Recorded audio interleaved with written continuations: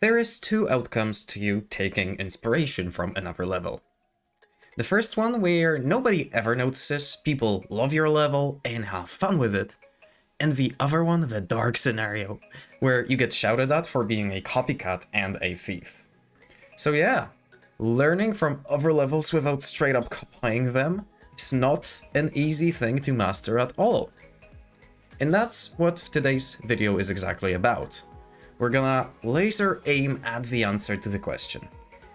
How do I yoink this and make it work with my layout and my preferences, and not have the internet scream at me, burglar!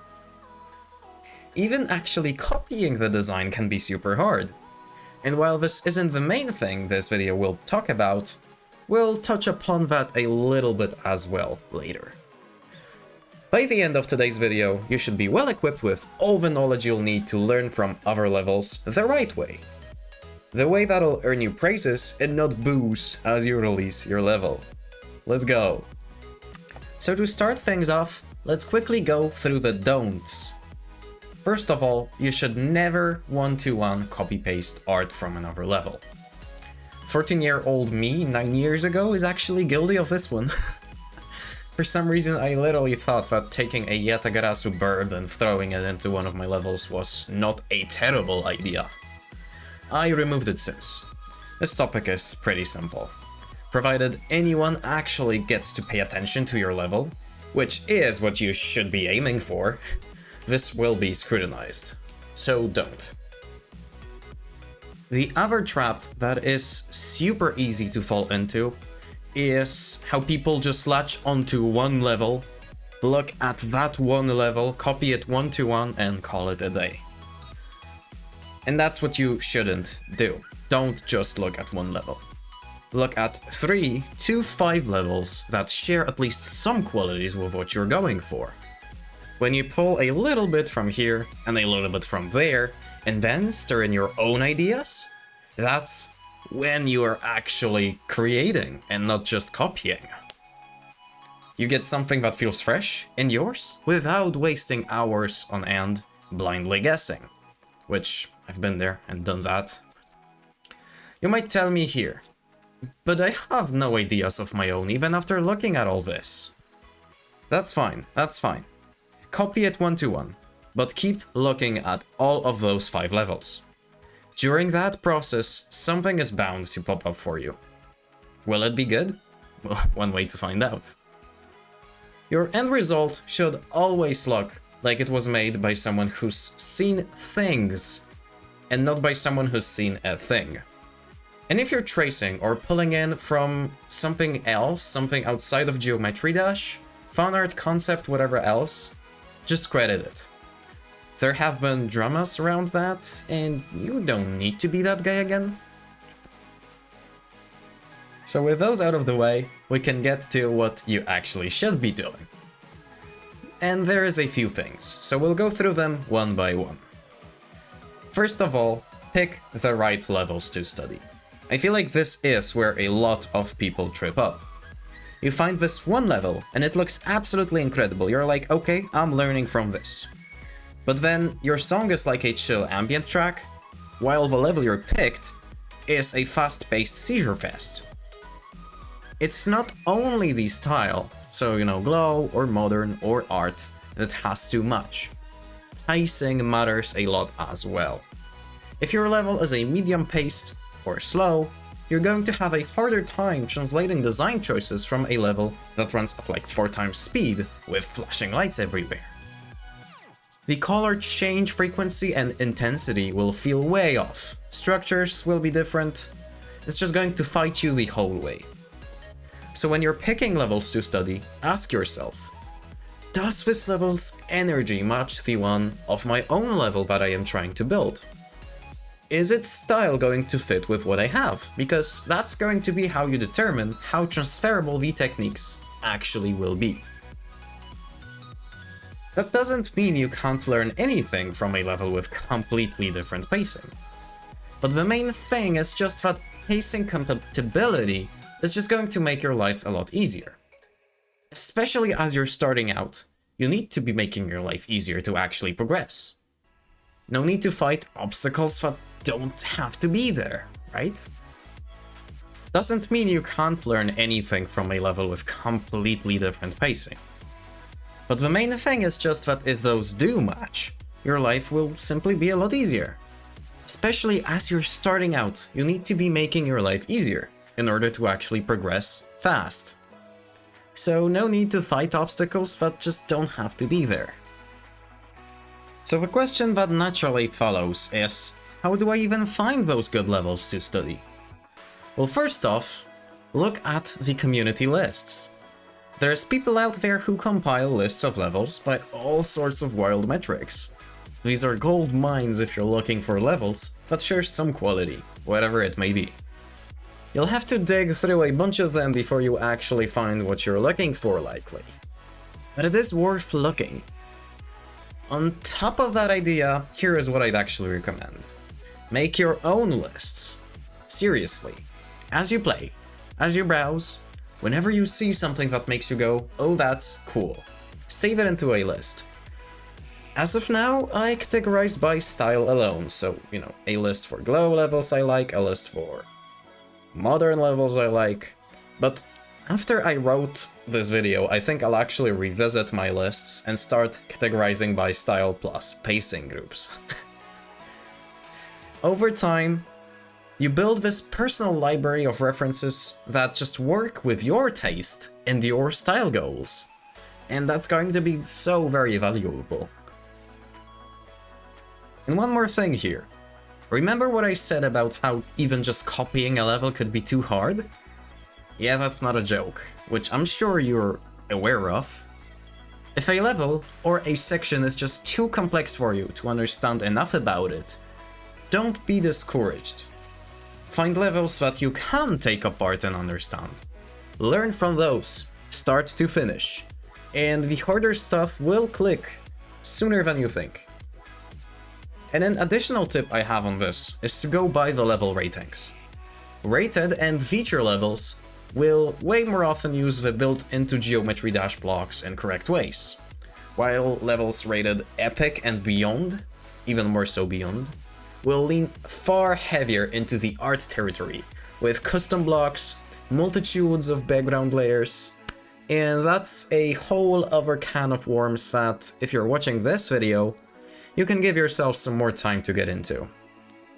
Again, coming back to how you should know your strengths, but also be realistic about your weaknesses.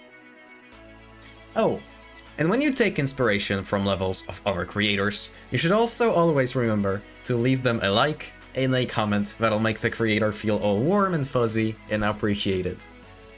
On that note, I think there is something I'm forgetting to say about my video. What could it be?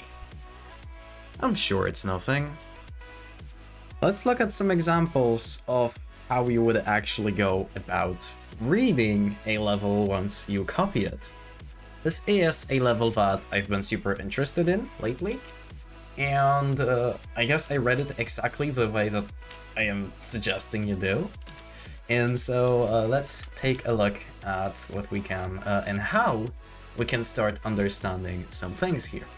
So the most important feature that hopefully the creator of the level that you copied has used is the layers here on the right. So as you can see, this says all as of now, but then if we just go and click into the 0, which is, you know, to the right of all, that's going to be the first layer. If you don't already use this feature in your levels, you should absolutely start. It's one of the most powerful ways to just get things to be on to be manageable over time as you're building your level. And sometimes that also gets a little bit unwieldy. Like, for example, you can clearly see how 2 orbs here are not on layer 0 yet. This orb is on layer 0. So it's not like it's going to always be perfect, but you don't need to worry about it because it's going to be mostly perfect, and that's what you need. So you can see here, this is actually something I've done. So I looked at this block, it was laid out here like this. And what I have just done is I took every single thing about this block, right? And I looked at essentially everything about it. So for this one, let's go edit object, let's understand its color. You can see that here this color is less saturated, but far more brightful, if that's the word, copy of the color background, which is a pretty common pattern. You're going to see that a lot. And then here, if you are not sure what is some block, then all you need to do, this is a very big tip, is make sure you click on any object and then you click again. So then you're sure that you're not selected with any of the fittable objects onto the scene. And then you can just click on the object you're not sure what that object is. And that's going to bring you right onto that tab. Well, not in my case, because it's a little bit buggy if you have custom rows, and but you can see it selected that object for me, and I can place it and know some more stuff about it. And essentially what we care about is know which object that is. And following this, you'll learn how to use a block design, but then how do you also read maybe movements or shaders? Well, the big thing for that is the trace out feature. So let's see, this is some kind of move trigger here. It's kind of arbitrary, like as we look at this, not being the creator of a level, we know nothing about where this goes. But what you can do is use this feature that's been added actually pretty recently. You'll go to edit group, and then you'll go and check trace out for this trigger. And what's gonna happen is you can see how there is this little line here going out of our move trigger now. And it's going towards objects here on this portal, right?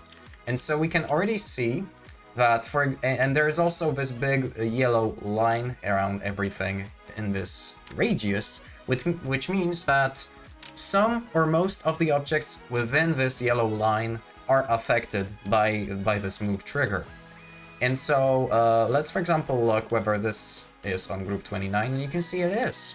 So that's how you find out when it comes to movements, and you know, analyze them, and so on and so forth. And this is a skill you'll have to learn how to get good at a little bit. It's going to take you a lot of time, and it is going to, you know, pay off, right?